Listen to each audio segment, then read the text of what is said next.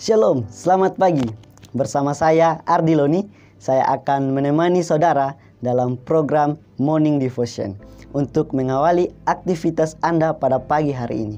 Tapi sebelum itu, mari kita berdoa. Kita berdoa.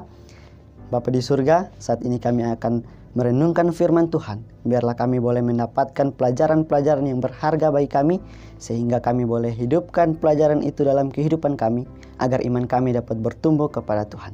Terima kasih Bapa yang baik, di dalam nama Yesus, amin. Renungan firman Tuhan yang saya ambil terdapat di dalam Yohanes pasal 7 ayat yang ke-53 sampai Yohanes pasal 8 ayat 1 sampai ayat yang ke-11. Tentu saudara-saudara tahu bahwa ini berbicara mengenai perempuan yang kedapatan berbuat zina. Nah, tapi saya tidak akan membaca semuanya, saya hanya mengambil 4 ayat untuk kita pelajari bersama-sama. Ayat yang pertama, di ayat 53 katakan, lalu mereka pulang masing-masing ke rumahnya, tapi Yesus pergi ke Bukit Zaitun. Ayat yang kedua katakan, pagi-pagi benar ia berada lagi di bait Allah, dan seluruh rakyat datang kepadanya. Ia duduk dan mengajar mereka. Maka ahli-ahli Taurat dan orang-orang Farisi membawa kepadanya seorang perempuan yang kedapatan berbuat zina. Nah, di sini kita bisa melihat pelajaran di mana ada 2 poin yang bisa saya ambil atau 2 informasi. Informasi yang pertama yaitu ada 4 tokoh yang terlibat di dalam cerita ini.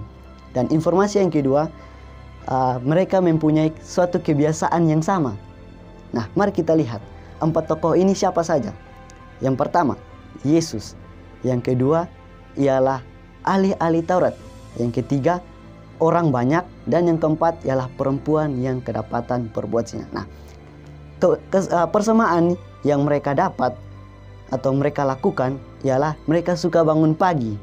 Mereka suka bangun pagi. Seperti kebiasaan kita juga, suka bangun pagi. Nah, kebiasaan mereka bangun pagi ini ada perbedaannya lagi, yaitu hal-hal yang mereka lakukan ketika mereka bangun pagi. Yang pertama, yaitu dari orang banyak. Orang banyak ketika mereka bangun pagi, mereka datang untuk mendengar pengajaran daripada Yesus. Yang kedua, ialah ahli-ahli Taurat. Waktu mereka bangun pagi, mereka datang untuk mencari kesalahan orang lain. Yang ketiga, ialah perempuan yang kedapatan berbuat zina. Waktu dia bangun pagi, dia sudah berbuat zina. Dan yang terakhir ialah Yesus itu sendiri. Ketika Yesus pagi-pagi, dia sudah berdoa kepada Bapa. Nah, pertanyaan bagi kita, apakah kebiasaan kita waktu bangun pagi? Apakah kita memiliki, kita sama dengan tokoh Yesus yang waktu bangun pagi suka berdoa? Atau kita sama dengan orang-orang banyak yang mau untuk mendengarkan Yesus? Atau kita sama dengan orang-orang Farisi atau ahli-ahli Taurat yang mau untuk datang hanya untuk mencari kesalahan orang lain? Atau kita seperti perempuan yang kedapatan berbuat zina, yang mau ketika kita bangun pagi kita berzina dengan berhala dunia melalui internet, media sosial, game dan sebagainya.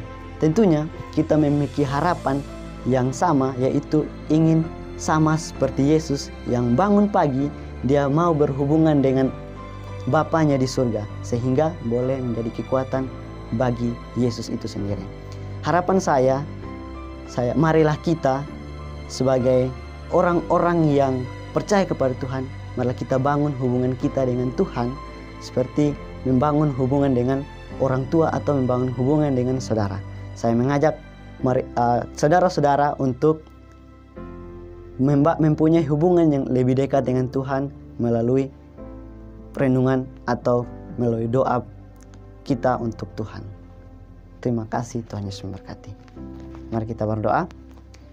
Bapa di surga, terima kasih untuk firman Tuhan sehingga kami dapat melihat pelajaran-pelajaran yang berharga bagi kami. Bapa di surga, bantu kami untuk mengawali hari-hari kami bersama Tuhan, dan biarlah kehendak Tuhan yang boleh jadi atas kami. Dalam nama Yesus, amin. Selamat pagi, Tuhan memberkati.